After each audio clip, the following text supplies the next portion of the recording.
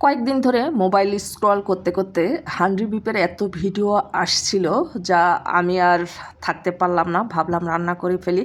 তো আমি আমার মতো করে রান্না করে ফেললাম। সুপ্রিয় দর্শক, দূরের এবং কাছের, দেশ এবং বিদেশের যে যেখান থেকে আমার এই ভিডিওটা দেখছেন সবাইকে আসসালামু আলাইকুম। আশা করি সবাই ভালো আছেন। আজ আমি আপনাদেরকে রান্না করে দেখাবো বাটাবাটির ঝামেলা ছাড়াই হান্ড্রি বিপ স্টাইলে গরুর মাংস ভুনা। আশা করি ভিডিওটা আপনাদের ভালো লাগবে। আর এই মাংসটা যে কি পরিমাণ টেস্টি ছিল, যারা কোনোদিন রান্না করে খান নাই তারা একদিন হলে রান্না করে দেখবেন। আশা করি ভিডিওটা ভালো লাগবে। আপনারা যারা নতুন রাঁধুনি, ব্যাচেলার ভাই আপু, এমনকি কর্মব্যস্ত আপুরা আছেন, তারাও চাইলে আমার এই রেসিপিগুলো হুবহু ফলো করে একদিন রান্না করে দেখতে পারেন। আশা করি ভিডিওটা ভালো লাগবে এবং উপকারে আসবে। চলুন তাহলে কথা না বাড়িয়ে আমরা মূল রেসিপিতে চলে যাই। সুপ্রিয় দর্শক, আমি এই রান্নাটা মাটির পাতিলে করব। তো এখানে একটা মাটির পাতিল নিয়েছি, আর এর মধ্যে 1.5 কেজির একটু কম হবে মাংস নিয়েছি, আর ছোট পিস করে কেটে ধুয়ে পরিষ্কার করে নিয়েছি। আর আমার যে পাতিলটা দেখতেছেন, এই মাংসের তুলনায় পাতিলটা ছোট হয়ে গেছে। আপনারা চেষ্টা করবেন একটু বড় পাতিলে নিতে।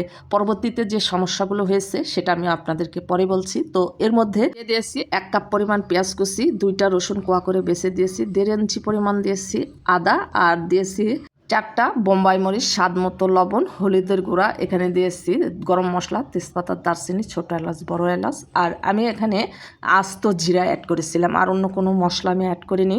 এখন অ্যাড করে দিয়েছি সরিষার তেল। চেষ্টা করবেন সরিষার তেল দিয়ে এই রান্নাটা করতে, দেখবেন খেতে অসাধারণ লাগবে। তো আমি এখন ভালো করে হাত দিয়ে মেখে নিচ্ছি, কারণ একবারে ভাপে রান্না করব, তাই মাংসগুলো যেন মশলাগুলো ভালোভাবে লাগে, এই জন্য সবগুলো নেড়ে ছেড়ে ভালো করে মাখিয়ে নিয়েছি।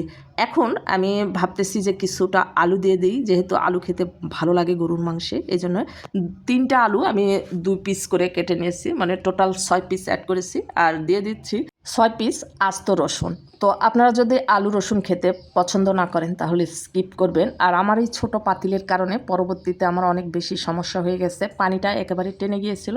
তো আমি পানি অ্যাড করে দিয়েছি, আর মনে হচ্ছে যে লবণটা একটু কম হয়েছে, তাই আবারও কিছুটা লবণ অ্যাড করে দিয়েছি। এখন যেটা করতে হবে, ঢাকনা দিয়ে ঢেকে 4-5টা সিল করে দিতে হবে। তো এখানে আমি ময়দার ডোটা দিয়ে এই যে সিল করে দিচ্ছি, আর কোনো কিছুই করতে হবে না, জাস্ট এইভাবে লাগিয়ে নিতে হবে, যেন ভিতরের বাষ্পটা বের হয়ে না আসতে পারে।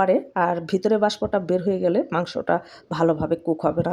তো আমি ভালো করে সিল করে নিয়েছি, আর এখন চুলাটা ধরিয়ে চুলার উপর বসিয়ে দিয়েছি, আর আমি রান্না করে নিয়েছি প্রায় 2 ঘন্টা।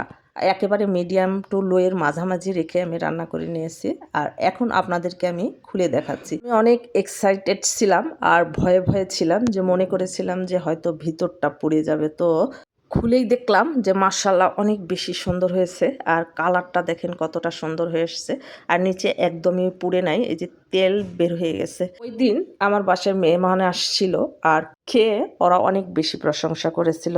তো আপনারা যদি চান এইভাবে একদিন বাসায় ট্রাই করে দেখতে পারেন। খুবই সুস্বাদু ছিল রান্নাটা, আর খেতেও দুর্দান্ত টেস্ট ছিল। এটা গরম ভাত, রুটি, পরোটার সঙ্গে খেতে পারবেন, এমনকি পোলাওয়ের সঙ্গেও কিন্তু খেতে পারবেন। আর অনেক সফট হয়েছিল মাংসটা। আর এই যে মাংসের পিসটা দেখতেছেন যে অনেক গরম ছিল, আর যে অংশটা নিচ্ছি সেটাই যেন তৈলাক্ত অংশটা ছিল, আপনাদেরকে ভালোভাবে দেখাতে পারছিলাম না। কোনো ঝামেলা ছাড়াই এই রকম মজার মজার রান্নাগুলো পেতে আমার চ্যানেল সাবস্ক্রাইব করে পাশে থাকা বেল আইকনটা ক্লিক করে রাখবেন, যেন নতুন কোনো ভিডিও ছাড়ার সঙ্গে সঙ্গে নোটিফিকেশান সবার আগে আপনার কাছে পৌঁছে যায়। আর যারা ফেসবুক থেকে দেখবেন, প্লিজ ফেসবুক পেজটাকে ফলো দিবেন, লাইক কমেন্ট শেয়ার করে আমার পাশে থাকবেন। ভালো থাকবেন সবাই, দেখা হবে পরবর্তী ভিডিওতে। আল্লাহ হাফেজ।